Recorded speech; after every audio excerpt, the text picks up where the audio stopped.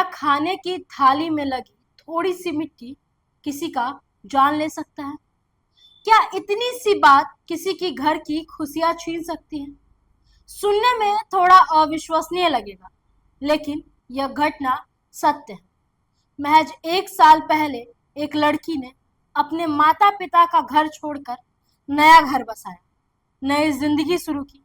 लेकिन उसे क्या पता था कि 1 साल बाद उसकी जिंदगी उसी घर में खत्म हो जाएगी। बिहार के जहानाबाद से आई एक खबर ने हर किसी को झकझोर दिया। बता दें कि खाने में लगी थोड़ी सी मिट्टी की वजह से एक देवर ने अपनी भाभी का बेरहमी से कत्ल कर दिया। नमस्कार, न्यूज पीआर देख रहे हैं आप और मैं हूं आपके साथ आस्था श्रीवास्तव। क्राइम की इस खबर में हम आपको एक ऐसी घटना बताएंगे जो आपको झकझोर के रख देगा। बता दें कि पटना के जहानाबाद से एक ऐसी खबर निकल के आई है जिसने इंसानियत को शर्मसार कर दिया। जिस लड़की ने अपना नया घर बसाया, नया परिवार बसाया, माँ बाप को छोड़ के दूसरे माँ बाप को एक्सेप्ट किया, पति को एक्सेप्ट किया, देवर को एक्सेप्ट किया, उसे क्या पता था कि 1 साल बाद उसी घर में उसकी जिंदगी खत्म कर दी जाएगी। अंशु नाम की एक महिला अपने देवर के लिए खाना लेके आती। खाने लाते वक्त उसके हाथ में थोड़ी सी मिट्टी लगी होती है, जिसके बाद बवाल बढ़ जाता। घटना जहानाबाद जिले की है, जहां 22 वर्षीय अंशु बुधवार दोपहर अपने घर में अकेली थी। परिवार के बाकी सदस्य खेत में काम करने गए थे। तभी उसका देवर कुणाल घर पहुंचा और खाने की मांग की।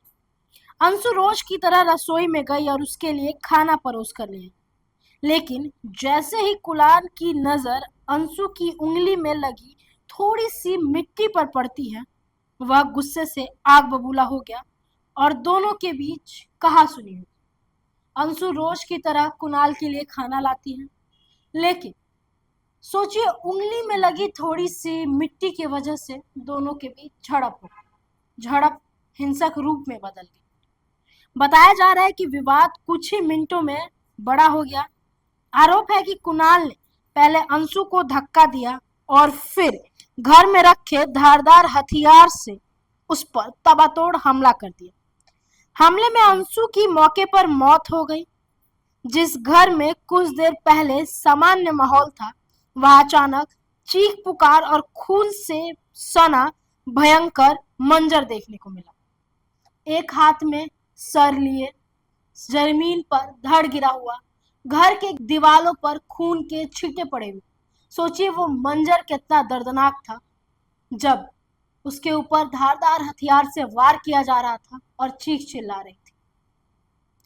पुलिस के मुताबिक हत्या के बाद आरोपी कथित तौर पर सबूत मिटाने और शव को ठिकाने लगाने की कोशिश करने लगा, लेकिन गांव के लोगों ने उसे संदिग्ध हालत में देखकर शोर मचा दिया। ग्रामीणों ने आरोप लगाया कि अंशु की हत्या कुणाल ने की। ग्रामीणों ने आरोपी को पकड़ लिया और तुरंत पुलिस को सूचना दी। मौके पर पहुंची पुलिस ने आरोपी को हिरासत में लेकर शव को पोस्टमार्टम के लिए भेज दिया।